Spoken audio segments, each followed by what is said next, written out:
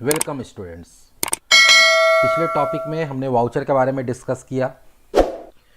बहुत सारा वाउचर हमने अलग अलग तरह का वाउचर के बारे में जाना, कौन कौन सा वाउचर होता है। बहुत सारा वाउचर को एंटर करके देखा हमने, जिसमें 3-4 वाउचर हमने देखा और धीरे धीरे करके और भी वाउचर देखेंगे।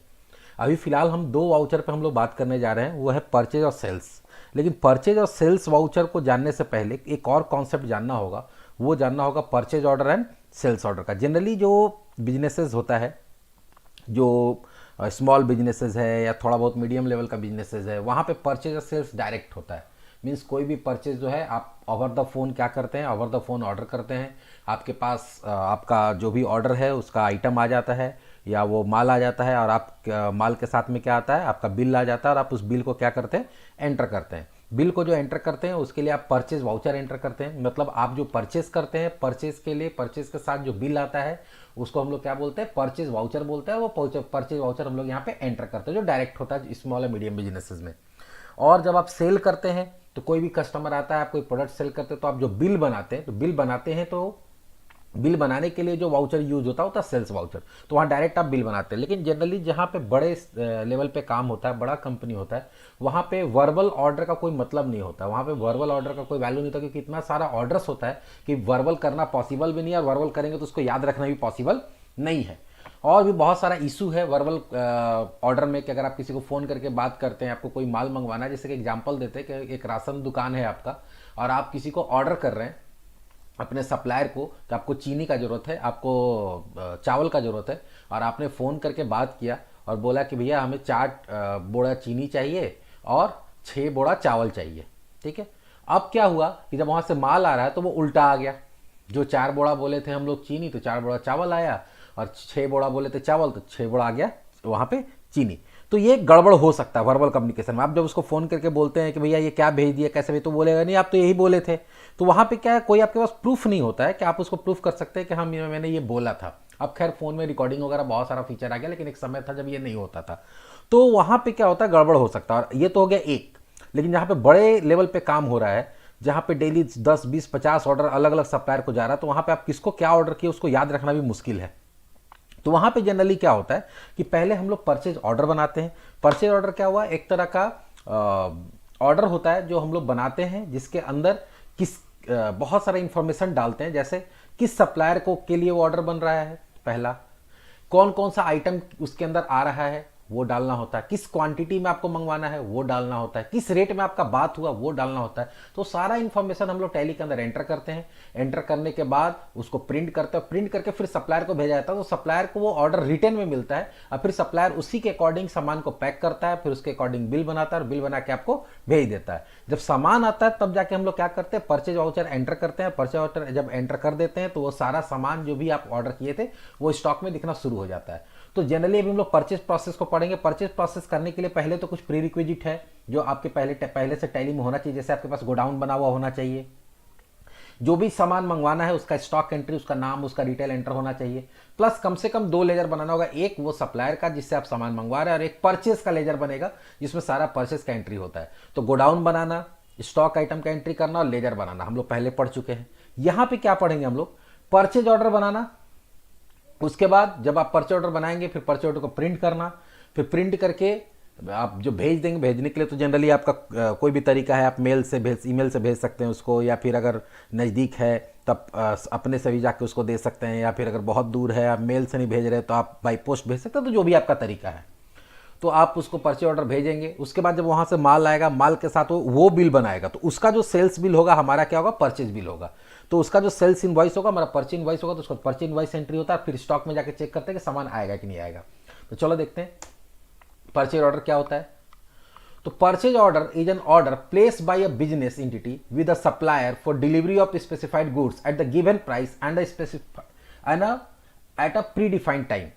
तो यहाँ पे क्या है, परचेज ऑर्डर क्या है, एक तरह का ऑर्डर होता है जो कोई भी बिजनेस एंटिटी, मतलब कोई भी बिजनेस जो है वो सप्लायर को भेजता है। किसके लिए, तो कुछ स्पेसिफिक गुड्स के लिए, सामान के लिए, at a given price and at a pre defined time. उसमें ये भी बताया रहता है कि कौन कौन सा सामान चाहिए, कितना कितना चाहिए, किस रेट में चाहिए और कब तक चाहिए, ये भी आपको वहां पे बता के देना होता है। क्योंकि सपोज करो कि 15 दिन बाद, 20 दिन बाद दिवाली है, और तुम दिवाली के लिए कुछ सामान मंगवा रहे हो, और तुम किसी को ऑर्डर भेजा और दिवाली से एक दिन पहले भेज रहा है या दिवाली के बाद भेज रहा है, तो फिर वो दिवाली के सामान का फिर 1 साल तक तुम क्या करोगे। इसलिए कभी भी किसी को ऑर्डर भेजते हो तो उसको ये भी लिखना पड़ता है कि ये माल हमको कब तक चाहिए।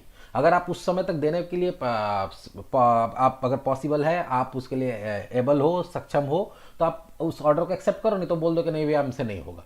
तो खैर उसमें बहुत सारी इन्फॉर्मेशन होगा, जब हम लोग इसको बनाएंगे तो देखेंगे। To create purchase order we need at least 2 ledger. अब परचेज ऑर्डर बनाने के लिए आपको 2 लेजर का जरूरत पड़ता है। पहला होता है पार्टी, जो सप्लायर उसका, और सेकंड होता है purchase ledger. To create purchase order we need to enable purchase order feature. अब होता क्या है, ये जो परचेज ऑर्डर फीचर है, या इसके बाद आगे हम लोग सेल्स ऑर्डर पढ़ेंगे, तो परचेज ऑर्डर और सेल्स ऑर्डर का जो फीचर होता है वो बाय डिफॉल्ट क्या होता है, डिसेबल होता है। कहाँ पे, टैली के अंदर। तो आपको क्या करना पड़ता है, उस फीचर को पहले इनेबल करना पड़ता है। इनेबल कोई भी चीज़ को इनेबल करने के लिए हम लोग पढ़े हैं पहले भी, F11 में जाना होगा। इन्वेंट्री से रिलेटेड है, चलिए इन्वेंट्री फीचर में जाना होगा, और वहाँ एक ऑप्शन मिलेगा अलाउ परचेज ऑर्डर प्रोसेसिंग। उसको नो से यस करके एंटर करके यस कर देंगे तो क्या हो जाएगा, इनेबल हो जाएगा। एक बार जब इनेबल हो जाएगा तो फिर हम लोग क्या करते हैं, परचेज ऑर्डर बनाते हैं। ठीक है, फिर परचेज ऑर्डर बनाएंगे, उसमें सारा सामान का लिस्ट एंटर करेंगे कि कौन कौन सा सामान है। तो यहाँ पे आपको गेटवे ऑफ टैली में जाना पड़ेगा। ऑर्डर वाउचर में जब हम लोग इसका प्रोजेक्ट देखेंगे तो वहाँ पे हम लोग देखेंगे कैसे काम करते हैं। तो वहाँ पे एक ऑर्डर वाउचर जब इनेबल कर लेते हैं तो एक नया ऑर्डर वाउचर नाम का ऑप्शन आ जाता है। उसके अंदर जाएंगे, वहाँ पे Alt F4 या फिर परचेज ऑर्डर नाम का ऑप्शन साइड में दिखेगा आपको, वहाँ पे क्लिक करना होगा या Alt F4 प्रेस करेंगे। फिर सप्लायर का नाम लेंगे, फिर क्या लेंगे हम लोग, मोड ऑफ पेमेंट।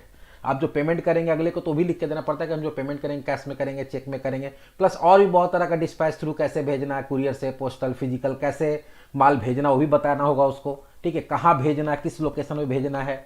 फिर आपको ऑर्डर नंबर वगैरह देना पड़ता है कि आपका ऑर्डर नंबर क्या होगा। तो बाय डिफॉल्ट 1 2 3 4 होता है, तुम अपने मन से O001 O002 भी कर सकते हो, नहीं तो अपने आप को सीरियल नंबर 1 2 3 4 चलेगा अगर तुम नहीं भी दोगे तो। फिर परचेज का लेजर सेलेक्ट करना पड़ेगा, फिर वो सारा आइटम को ऐड करना पड़ेगा, उसका रेट ऐड करना पड़ेगा, कौन से गोडाउन के लिए मंगा रहे हैं वो ऐड करना पड़ेगा। लास्ट में एंटर करेंगे तो क्या हो जाएगा, वो तुम्हारा प्रिंट हो जाएगा, सॉरी सेव हो जाएगा। सेव होने के बाद हम लोग क्या करते हैं, परचेज ऑर्डर जब बन जाएगा तो फिर परचेज ऑर्डर प्रिंट करना पड़ता है। प्रिंट करने के लिए यहाँ पे बहुत सारे स्टेप्स दिया हुआ है।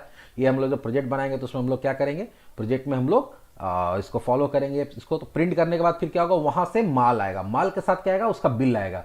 तो हम पहले ही बताएं कि जो सप्लायर होगा उसका जो सेल्स बिल होगा या उसका जो बिल होगा वो हमारे लिए क्या होगा, हमारे लिए वो परचेज इनवॉइस होगा। और परचेज इनवॉइस जब एंटर करते हैं तभी वो टैली मानता है कि सामान आ गया। अगर आप परचेज ऑर्डर बनाए हैं तो परचेज ऑर्डर बनाने से वो स्टॉक में सामान नहीं दिखता। स्टॉक में सामान कब दिखेगा, स्टॉक में माल कब दिखेगा, जब आपका परचेज बिल या परचेज इनवॉइस जो होता है वो एंटर हो जाता है। सिंपल सा बात है कि आप ऑर्डर कुछ भी बना दो, आप ऑर्डर भेज दो, अगला ऑर्डर एक्सेप्ट करेगा नहीं करेगा, उसका माल है नहीं है, ये तो गारंटी नहीं है, या जिस डेट में आप मांग रहे हो डेट में वो फुलफिल कर पाएगा, आपको दे पाएगा नहीं दे पाएगा। इसलिए ऑर्डर बनाते के साथ तो स्टॉक में नहीं आता है। ऑर्डर बनाने के बाद आप प्रिंट करते हैं, लॉजिक है, कॉमन लॉजिक है, हम ऑर्डर कुछ भी बना सकते हैं। तो ऑर्डर बनाते के बाद स्टॉक में थोड़ी, अगर ऑर्डर बनाते के साथ स्टॉक में दिखने लगे, ठीक है मान लो को ऑर्डर एक्सेप्ट भी कर लिया, वो दे भी देगा, लेकिन 4 दिन बाद आने वाला अगर स्टॉक में आज से दिखने लगेगा तो बेचते समय तुमसे गलती हो सकता है, तुम्हारे स्टॉक में है ही नहीं, अब तुम्हारा यहाँ स्टॉक में दिख रहा, तुम सेल दिखा दिया, बाद में खोजने जा रहा, सामान मिल ही नहीं रहा तुम्हारे स्टॉक में। ठीक है, तो इसलिए स्टॉक में तभी आएगा जब हम लोग बिल एंटर करेंगे। बिल एंटर करने का मतलब वो समझ जाता है कि बिल तभी आता है जब माल आता है। मान लो कहीं पर भी तुम कोई सामान खरीदने जाओ, तुम सामान 10 सामान देख लो, नहीं पसंद आए, निकलने लगो, दुकानदार बोले सर ये बिल है आपका, बिल पे करके जाइए, तुम दोगे? बोलो हम सामान जब लिए नहीं तो बिल किस बात का, मतलब जब तक आपके पास सामान नहीं आएगा तब तक बिल नहीं आएगा। बिल तभी एंटर होगा जब आपके पास वो सामान आ जाएगा। तो टैली भी वही समझता है कि जब टैली के पास तो आंख कान है नहीं कि वो देखेगा सामान आया कि नहीं आया, तो वो कैसे समझता है, तो जब आप बिल एंटर करते हैं तो टैली ये समझ लेता है कि हाँ परचेज इनवॉइस एंट्री हो गया, मतलब सामान आ गया, और फिर जो जो सामान आप ऑर्डर में डाले हुए थे वो सारा ऑर्डर का सामान तुम्हारे स्टॉक में दिखना शुरू हो जाएगा। एक बार जब हम लोग क्या किए, बिल एंटर कर दिया, तो फिर क्या करेंगे, उसको पेमेंट करेंगे, पैसा देना होगा ना भाई। आप जो सामान मंगवाए, बिल आ गया तो बिल का पेमेंट करना होगा, तो फिर उसको पेमेंट से करके आपको दिखाना होगा। तो पहला प्रोसेस होता है परचेज। तो परचेज प्रोसेस में हम लोग क्या देखें कि परचेज प्रोसेस करने के लिए अगर सिस्टम से चलते हैं, पहले बोले कि अगर आपको परचेज करना है तो आप फोन पर ऑर्डर करिए, वहां से सामान आएगा और डायरेक्ट यहां से हम लोग काम करेंगे, सीधे परचेज वाउचर को एंटर करेंगे और उसके बाद पेमेंट दिखाएंगे, काम खत्म। लेकिन जहां पे सिस्टम से काम होता है वहां पे क्या होता है, पहले आपको परचेज ऑर्डर बनाना पड़ता है। परचेज ऑर्डर क्या है, एक तरह का पेपर होगा जिसमें आप सप्लायर को ये इन्फॉर्म करेंगे कि हमको कौन कौन सा सामान चाहिए, कितना कितना चाहिए, किस रेट में चाहिए, कब तक चाहिए, कैसे उसको भेजना है, ठीक है, हम पेमेंट कैसे करेंगे, वो सारा टर्म कंडीशन एक पेपर पे प्रिंट होगा, एंटर होगा, उसके बाद वो पेपर पे प्रिंट होगा, प्रिंट होकर सप्लायर के पास जाएगा, सप्लायर उसके अकॉर्डिंग क्या करेगा, सप्लायर उसके अकॉर्डिंग सारा पैकिंग करेगा, पैकिंग करने के बाद आपको सामान वहाँ से भेजेगा, साथ में बिल भेजेगा, बिल को हम लोग यहाँ पे एंटर करेंगे, बिल एंटर करने के बाद स्टॉक में सामान दिखने लगेगा, उसके बाद फिर बिल का हम लोग पेमेंट करेंगे, तब जाके तुम्हारा परचेज प्रोसेस कंप्लीट होगा। तो परचेज प्रोसेस में क्या क्या हुआ, तो पहले परचेज ऑर्डर बनेगा, परचेज ऑर्डर प्रिंट होगा, फिर परचेज इनवॉइस एंट्री होगा, फिर पेमेंट होगा। ये 4 काम करेंगे तब जाकर आपका पूरा का पूरा परचेज प्रोसेस कंप्लीट होता है। उसी तरह से जैसे परचेज प्रोसेस है, उसी तरह से सेल्स प्रोसेस होता है कि अगर आपको बेचना है तो आपके पास गोडाउन होना चाहिए, गोडाउन में सारा सामान एंटर्ड होना चाहिए, वहां पे स्टॉक में सामान होना चाहिए, प्लस अब यहां पे भी लेजर बनाना पड़ेगा। जैसे वहां पे आपको सप्लायर का लेजर बनाना पड़ता था और किसका लेजर बनाना पड़ता था, परचेस का, उसी तरह से यहां पे कस्टमर का लेजर बनाना पड़ेगा और सेल्स का लेजर बनाना पड़ेगा। इसमें दो, फिर से एक चीज थोड़ा सा क्लियर कर देते हैं कि सप्लायर का लेजर बनाना पड़ेगा। तो कितना सप्लायर का लेजर बनेगा, तो अगर तुम्हारा 10 अलग अलग सप्लायर से अलग अलग सामान आता है तो 10 अलग अलग सप्लायर का बनेगा तुम्हारा लेजर, लेकिन परचेज लेजर एक ही बनेगा। उसी तरह से तुम्हारा 50 कस्टमर है तो 50 कस्टमर का लेजर अलग अलग बनेगा, लेकिन सेल्स का लेजर एक बनेगा। तो इतना तुम लोग पहले जानते हैं। यहां पे फिर तुमको क्या बनाना पड़ेगा, सेल्स ऑर्डर बनाना पड़ेगा। अब तुम्हारे पास कोई दुकानदार आया और आके बोल दिया हमको ये सामान चाहिए, वर्बली बोल के चला गया, तुमको 4 सामान याद रहा, 4 सामान याद नहीं रहा, तुम भूल सकते हो। तो जनरली वहां पे क्या होता है कि जब तुम्हारे पास कोई ऑर्डर आ रहा है तो तुम क्या करोगे, पहले उसका सेल्स ऑर्डर बनाओगे। सेल्स ऑर्डर में भी जस्ट लाइक परचेज ऑर्डर की तरह होगा कि यहाँ पे आपको कौन से कस्टमर के लिए सेल्स ऑर्डर बना रहे हैं, वो कस्टमर का लेजर सेलेक्ट करना होगा। उसके बाद आपको यहाँ पे डालना होगा कौन कौन सा सामान के लिए ऑर्डर किया है, कितना कितना सामान के लिए ऑर्डर किया है, किस रेट में बात हुआ है, वो सारा एंटर करेंगे। एंटर करने के बाद हम लोग क्या करते हैं, उसको प्रिंट करते हैं। प्रिंट करने के बाद कस्टमर को देते हैं, कस्टमर से वेरीफाई कराते हैं कि आप यही ऑर्डर किए हैं कि नहीं किए हैं, वो साइन करके पेपर पे दे देगा, मतलब वो ऑर्डर किया। उसी के अकॉर्डिंग क्या होता है, सामान पैक होगा और उसके बाद फिर उसका बिल बनेगा। बिल बनने का मतलब क्या हुआ, जैसे वहां परचेज वाउचर कटता था, यहाँ पे सेल्स वाउचर कटेगा। ठीक है, सेल्स वाउचर जब कट जाएगा तो क्या होगा, तुम्हारा वो जितना भी सामान तुम ऑर्डर में बनाए थे उसका जब सेल्स वाउचर कटेगा तो वो क्या हो जाएगा, स्टॉक में से माइनस हो जाएगा। जैसे याद होगा वहां पे परचेज वाउचर जब काटते थे तब वो स्टॉक में ऐड होता था, परचेज ऑर्डर बनाने से ऐड नहीं होता था, परचेज वाउचर काटने से ऐड होता था। उसी तरह से यहाँ सेल्स ऑर्डर बनाओगे तो स्टॉक में से नहीं घटेगा। तुम कस्टमर को दिया, कस्टमर को पसंद नहीं है, बोला ना ना ना हमको इस रेट में नहीं चाहिए, अभी हमको नहीं चाहिए, वो निकल गया वहां से। तो सेल्स ऑर्डर बनाने से तुम्हारा क्या होता है, सेल्स ऑर्डर बनाने से तुम्हारा स्टॉक में से सामान नहीं घटता है, वो माइनस नहीं होता। वो माइनस कब होगा, जब बिल बना देंगे। बिल बनाने का मतलब क्या हुआ, सेल फाइनल हो गया। तो आप बिल तभी बनाते हैं जब आपका कस्टमर रेडी हो गया कि हाँ हम ये सामान लेंगे, और आप बिल बना दिए। बिल बनाने के बाद आपको क्या करना पड़ता है, वो पैसा देगा, तो पैसा देगा तो आपको क्या करना पड़ेगा, रिसीट वाउचर काटना पड़ेगा। वहां पे क्या था, वहां पे पहले परचेज ऑर्डर था, यहाँ पे सेल्स ऑर्डर है। वहां पे परचेज इनवॉइस एंट्री होता था, यहाँ पे sales voucher sales invoice entry होगा या उसको सेल्स वाउचर एंटर होगा। वहां पे पेमेंट करते थे, यहाँ पे रिसीट काटेंगे। तो ये तुम्हारा प्रोसेस होगा किसका, सेल्स का। तो सेल्स वाउचर भी वही चीज है, यहाँ पे देखो लिखा हुआ है, when the order received from a customer for goods to be supplied.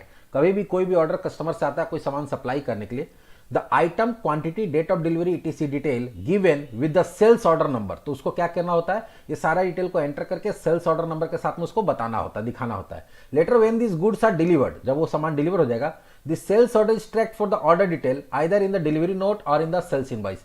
तो अगर हम लोग उसको सामान उसको डिलीवर कर दिए तो बाद में हम लोग इसका ट्रैकिंग भी रख सकते हैं, किस किस कस्टमर को हम लोग क्या क्या दिए थे उस ऑर्डर के हिसाब से। तो खैर अलग बात है, इसको बनाने के लिए भी इसको इनेबल करना पड़ता है। तो इनेबल करने का तरीका सेम होगा, F11 इन्वेंट्री फीचर, और वहां पे जैसे अलाउ परचेज ऑर्डर प्रोसेसिंग था, यहाँ पे अलाउ सेल्स ऑर्डर प्रोसेसिंग होगा, उसको यस कर देंगे। उसके बाद गेटवे ऑफ टैली में जाएंगे, ऑर्डर वाउचर में जाएंगे, इस बार वहां पे अल्ट F4 था, यहाँ पे अल्ट F5 है। तो सेल्स ऑर्डर वाउचर खुल जाएगा। फिर यहाँ पे पार्टी का नाम मतलब कस्टमर का नाम लेना होगा। यहाँ पे भी मोड ऑफ पेमेंट, पार्टी कैसे पेमेंट करेगा वो बताना होगा। टर्म ऑफ डिलीवरी, वहां पे भी टर्म ऑफ डिलीवरी था, शायद छूट गया था। टर्म ऑफ डिलीवरी का मतलब होता है कि कब तक आपको माल देना है, आपको कब तक उसको डिलीवरी दे देना है।